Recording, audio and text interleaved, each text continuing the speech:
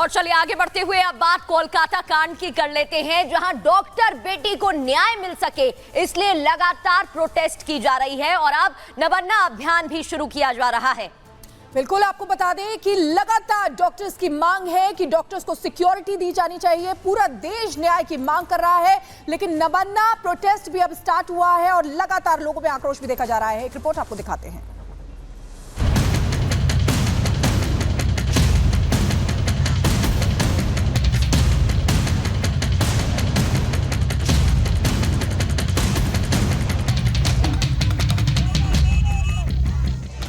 कोलकाता में trainee doctor से दरिंदगी मामले में न्याय की मांग को लेकर देश गुस्से में है।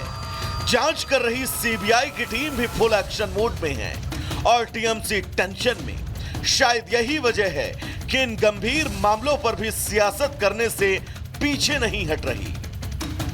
डॉक्टर बेटी की हत्या मामले में न्याय दिलाने की मांग को लेकर नबान रैली का आयोजन है।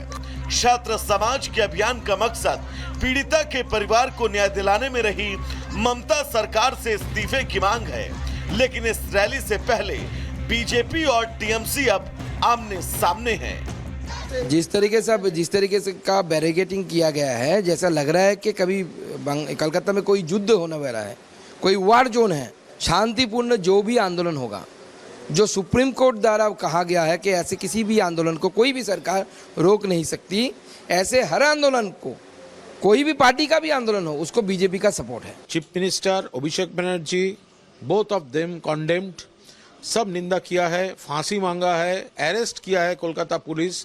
अभी सीबीआई का पास इन्वेस्टिगेशन है, लेकिन कुछ लोग, कुछ अपोजिशन वालों हमारा अभिषेक का फैमिली को जिस लैंग्वेज में वो लोग अटैक कर रहा है, तृणमूल का खिलाफ, बंगाल का खिलाफ, ये एनआरकी क्रिएट करने के लिए, ये तो सब राम बाम सब एक हो रहा है। इस सियासी वार पलटवार में मैदान में दीदी की पुलिस भी कूदती नजर आ रही है। कोलकाता पुलिस ने नबन्ना अभियान को अवैध बताया। पुलिस की तरफ से कहा गया कि रैली की इजाजत नहीं ली गई है, साथ ही हिंसक साजिश का दावा किया गया। हालांकि नबन्ना अभियान को लेकर बंगाल सरकार और प्रशासन ने सुरक्षा के मद्देनजर कड़े इंतजाम किए हैं।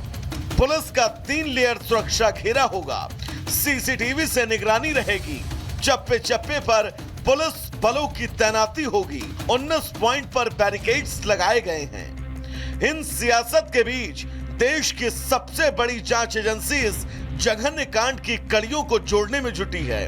ताबड़तोड़ पूछताछ, मामले से जुड़े हर किरदार से सवाल जवाब कर रही है। अभी जांच के घेरे में मुख्य आरोपी के तौर पर संजय रॉय है। वहीं प्रिंसिपल संदीप घोष पर एफआईआर दर्ज हो चुकी है। ट्रेनी डॉक्टर अर्का और सौमित्र, इंटर्न शुभदीप के साथ ही अस्पताल कर्मचारी गुलाम पर भी सीबीआई की नजर है। ये वो 6 किरदार हैं जो इस कांड की अहम कड़ियां हैं, जो रेप और हत्याकांड का चक्रव्यूह तोड़ सारे राज से पर्दा उठा सकते हैं। Bureau report, Republic Bharat. तो कोलकाता केस को लेकर लोगों में गुस्सा है, आक्रोश है, उबाल है, लेकिन अब सवाल ये उठ रहा है कि क्या संजय रॉय जो मुख्य आरोपी है वो सीबीआई को गुमराह कर रहा है, क्योंकि वो लगातार अपने बयान बदल रहा है। बिल्कुल, सीबीआई अधिकारियों ने जब सवाल जवाब किए थे तो जो बयान संजय रॉय ने दिया था, वही सवाल जब कोर्ट में उससे पूछा गया तो वो अपने सवाल से पलट गया और उसने पलटी मार ली, अपने ही बयान से पल्ला झाड़ दिया। रिपोर्ट देखिए।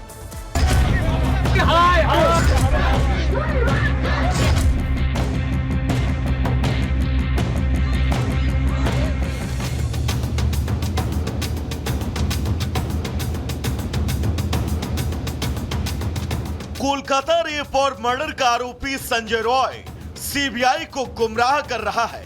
पहले कोलकाता पुलिस के सामने डॉक्टर की रेप और हत्या की बात कबूली, इसके बाद सीबीआई की पूछताछ में जुर्म कबूल किया था, लेकिन कोर्ट में संजय रॉय ने पलटी मार ली और खुद को बेगुनाह बताया।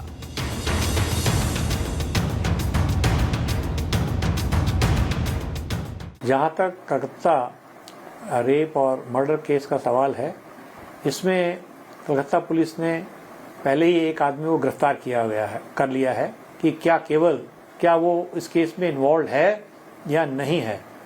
और यदि इन्वॉल्व है तो क्या वो अकेला इन्वॉल्व है या उसके कोई साथ और भी दूसरे हैं। ये इस केस का जो सबसे अच्छा सॉल्यूशन है वो डीएनए फिंगरप्रिंटिंग के द्वारा है।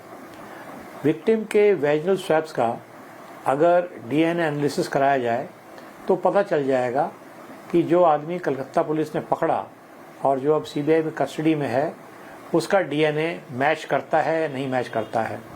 अगर ये मैच करता है तो वही वास्तव में सही क्रिमिनल है। डॉक्टर से रेप और मर्डर के वक्त संजय रॉय उस सेमिनार हॉल में दिखा था। सीसीटीवी कैमरे में अस्पताल से बाहर जाते हुए भी दिखा, लेकिन संजय रॉय अब खुद को बेकसूर बता रहा है और सेमिनार हॉल में डॉक्टर की बॉडी पहले से होने की बात कह रहा है। यानी डॉक्टर से रेप और हत्या के आरोप से ही शातिर संजय रॉय ने पल्ला झाड़ लिया। संजय रॉय रेप मर्डर का आरोपी केस को भटका रहा है क्योंकि सीबीआई पूछताछ में शुरू में गुनाह कबूला था, लेकिन कोर्ट में पेशी के दौरान जज के सामने रोने लगा।